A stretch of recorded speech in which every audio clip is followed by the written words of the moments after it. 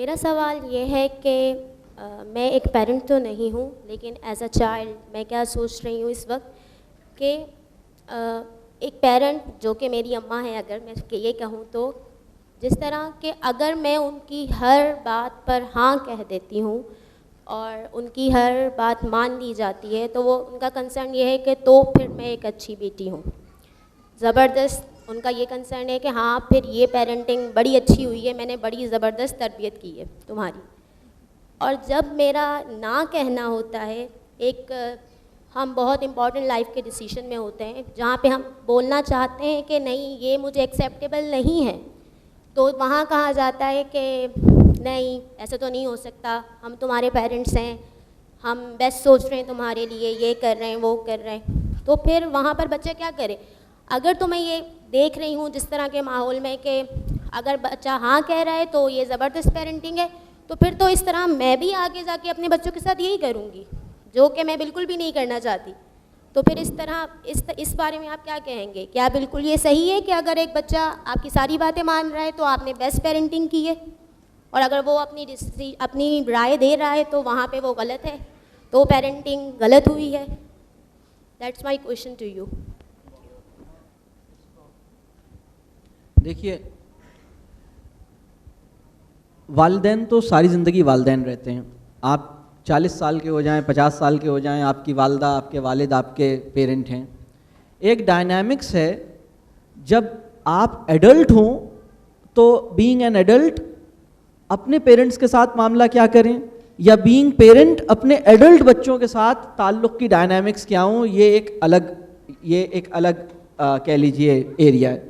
और दूसरा एरिया है वो बच्चे जिनको हम बच्चे कहते हैं, जो अभी सने बलूगत तक नहीं पहुँचे हैं, 0 से 14-15 ईयर्स के दरमियान में।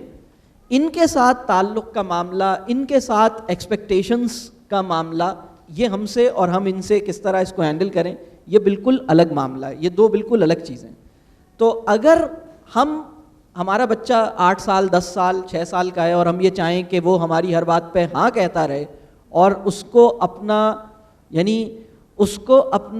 मुती बनाना और उसको अपना फर्मा बरदार बनाना, अगर आप इसे अपना गोल बनाएंगे तो आपकी पेरेंटिंग अच्छी नहीं होगी। बल्कि आप यूं समझ लीजिए कि आपका फर्मा बरदार बनना ये आपके पेरेंटिंग के गोल्स में से नहीं होगा, ये अच्छी पेरेंटिंग के नताइज में से होगा।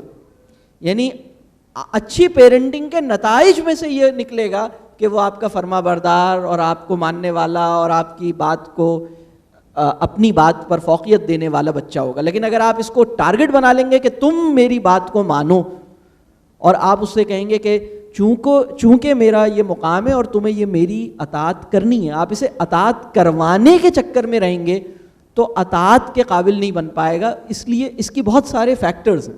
यानी लेकिन मैं ये समझता हूँ कि आप अपना ताल्लुक़ उसके साथ डेवलप कीजिए, उसको अपने खौफ और अपने लाड से बचाइए। जब आप उसको अपने खौफ से भी बचाएंगे और अपने लाड से भी बचाएंगे और एक हिकमत और एक अच्छे दरमियान में एक बहुत अच्छे अंदाज से बच्चे की ट्रेनिंग करेंगे इंशाअल्लाह, तो ये चीज़ पैदा होगी। अच्छा, अब आपका अपने वालिदैन के साथ जो ताल्लुक़ है वो एक बिल्कुल अलग मामला है। आप कह रहे हैं कि मैं यस कहूँ या नो कहूँ, आप तो उफ भी नहीं कह सकते, आपको तो बस यस ही कहना है।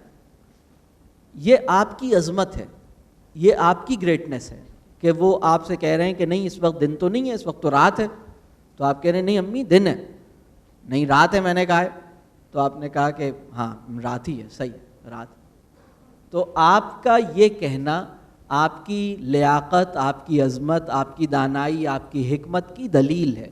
लेकिन अगर आप उन पे ये साबित कर दें कि नहीं आपने जो कहा कि ये इस वक्त रात नहीं है, आप इस वक्त रात है, इस वक्त तो रात नहीं है, इस वक्त तो दिन है, तो मैं आपको बताती हूँ कि देखिए आपने कितना गलत कहा, तो ये समझिए कि इससे चीज़ें उलझती हैं। तो एक बात और ये समझिए कि रिलेशनशिप की एक हाइट वो होती है और जहन की अंडरस्टैंडिंग और हार्मनी की हाइट है जहाँ आप अपने नुक्ता नज़र को अपनी करीब होने की वजह से कन्वे करने में कामयाब हो जाते हैं। आपको बाज़ औक़ात कहना नहीं पड़ता, आपका रिलेशन आपका बॉन्ड इतना अच्छा होता है। जब बच्चे छोटे होते हैं तो उनके साथ बॉन्डिंग डेवलप करना आपकी ज़रूरत भी है, उनकी ज़रूरत भी है, लेकिन आप इसके ऊपर काम करते हैं तो उनकी आपके साथ बॉन्डिंग डेवलप होती है।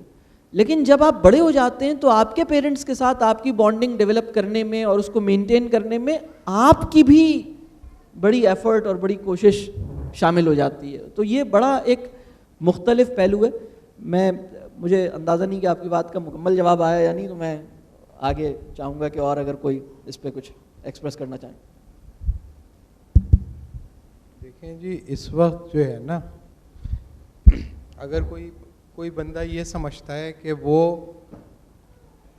फैमिली के जो स्फीयर है, फैमिली का जो स्ट्रक्चर है, बस वही एक स्ट्रक्चर है और उसके बाहर की दुनिया आज़ाद है, यानी कि मैं माँ बाप के हुक्म और माँ बाप के जबर या माँ बाप के इस्तबदाद से बाहर निकल गया, बाकी सब फिर आज़ाद है, वो फिर आज़ाद इंसान है, खुला हो गया। ये गलत ख्याल है। 19th सेंचुरी या 18th सेंचुरी की जो सोशियोलॉजी थी, डरखाइम वगैरह ने जो काम किया वो बहुत अर्ली काम है, उसमें तक ये पता था डरखाइम को। अब तो वो बात कहीं से कहीं पहुंच गई। डरखाइम ये कहता था एडवांस इंडस्ट्रियल सोसाइटी, वो भी अर्ली 19th सेंचुरी की एडवांस इंडस्ट्रियल सोसाइटी 4 स्ट्रक्चर्स के अंदर ब्रेक है। ये एक ऑब्सोलीट थियरी है, लेकिन मैं आपको बता रहा हूं समझाने के लिए। एक है फैमिली का स्ट्रक्चर, एक है मार्केट का स्ट्रक्चर, एक है रिलीजन का स्ट्रक्चर और एक है लॉ का स्ट्रक्चर। वो कहता था ये 4 स्ट्रक्चर्स में एडवांस इंडस्ट्रियल सोसाइटी डिवाइड हो गई है और हर स्ट्रक्चर के अंदर रैशनैलिटी डिफरेंटली फंक्शन करती है। फैमिली के अंदर जो रैशनल बिहेवियर होता है, मार्केट के अंदर वो बिहेवियर इरैशनल होता है। जो बिहेवियर फैमिली के अंदर रैशनल होता है, वो बिहेवियर लॉ के अंदर इरैशनल होता है। मल्टीपल रैशनल स्ट्रक्चर्स होते हैं। मसलन ये कि फैमिली के अंदर सबसे ज़्यादा उसे मिलेगा जो सबसे ज़्यादा कमज़ोर होगा। फैमिली के अंदर कमज़ोर के लिए कुर्बानी देना रैशनल है। माँ बाप बचपन से बच्चे को तरबियत देते हैं कि छोटा भाई है छोड़ दो, छोटी बहन है छोड़ दो, लेकिन वही माँ बाप जब उसे कहते हैं कि बाजार से जाके कोई चीज़ ले आओ और वो आदमी एक ऐसे दुकान से चीज़ खरीदता है जिसमें एक कमज़ोर बूढ़ा आदमी कोई चीज़ बेच रहा हो और वो कहेंगे ये चीज़ क्यों लेके आ गए हो, ये 3rd क्लास चीज़ है, तो आप कहें कि ये मैं इसलिए ले आया, बेचारा वो बहुत कमज़ोर आदमी था इसलिए मैंने उससे ये सौदा खरीद लिया। तो माँ बाप ये कहेंगे कि तुम्हें मार्केट में लोगों की दिलजोई करने के लिए नहीं भेजा था, मार्केट में भेजा था ताकि तुम उनका गला काट के माल बना के लेके आओ। What is rational in the market may not be rational in the family। ये डरखाइम ने 150 साल पहले आपको बता दिया था।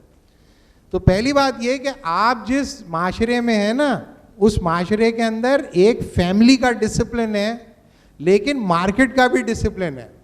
आपने एक इश्तिहार देखा होगा, आ गई पार्टी, खुले बालों का जादू, मामा कहेगी बाल खुले तो कमज़ोर हो जाएंगे, फिर मामा आ जाती हैं, 5 रुपए का वो है ना फलना, क्या 5 रुपए का शैम्पू है ना, वो जाहिर है कि उसकी माँ नहीं है, वो एक आर्टिस्ट है, वो जो बच्ची है वो भी एक आर्टिस्ट है, लेकिन आप उसको प्रेजेंट कैसे कर रहे हो?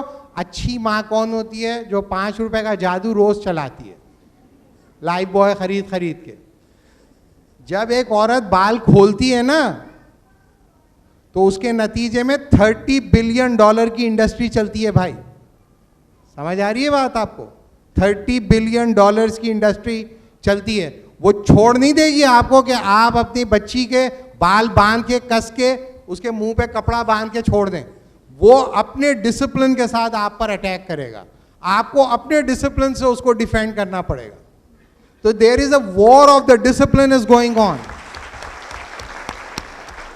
तो you should keep in your mind, लड़कियां शाइन करें दिन से लेकर रात तक, क्योंकि अलाउड है। सनसिल्क का मानना है कि लड़कियां शाइन करें दिल से लेकर रात तक। आप अभी जाएं गूगल के ऊपर लिखें शैम्पू के असरात इन ह्यूमन स्कल के ऊपर, आपको पता चल जाएगा शैम्पू क्या करता है इंसान के स्कल के साथ। लेकिन औरतों को गंजा होने में देर लगती है, मर्दों को गंजा होने में ज़्यादा वक्त नहीं लगता है। कुदरत का अजीब खेल है। तो कुदरत की मर्जी, लेकिन ये कि जाहिर है कि वो डैमेज होते हैं। तो इशू ये है कि मैं ये नहीं कह रहा कि बाल खोलें या ना खोलें, मैं कह रहा हूँ आपसे कि you should be aware, you should be tactical and you should be smart. So you are not dealing with incompetent idiots. You are dealing with one of the most genius people in this world. So if you have something in your mind, you should be aware of.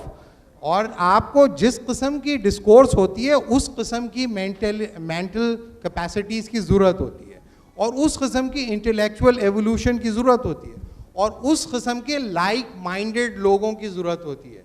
इसीलिए कहते हैं कि आपको आपकी जमात बचा लेती है। तो आप लाइक माइंडेड लोगों के साथ जब रहते हैं तो आपको पता चलेगा कि फैमिली का डिसिप्लिन इतना डेंजरस नहीं होता जितना मार्केट का डिसिप्लिन होता है। माँ बाप को अगर आप ना कहते हैं ना, तब भी आप घर के अंदर रहते हैं। मार्केट में कोई ना कह के दिखाए, उसका कचूमर निकाल देता है सिस्टम। तो आपको जो चीजें आपको दिखाई जाती है ना, it's one dimensional critical attitude. Marcuse कहता है it's a one dimensional man. It's this one dimensional man is always critical about the traditional mechanisms of discipline. But the modern mechanism of discipline, they think that they are legitimate. वो जायज़ हैं।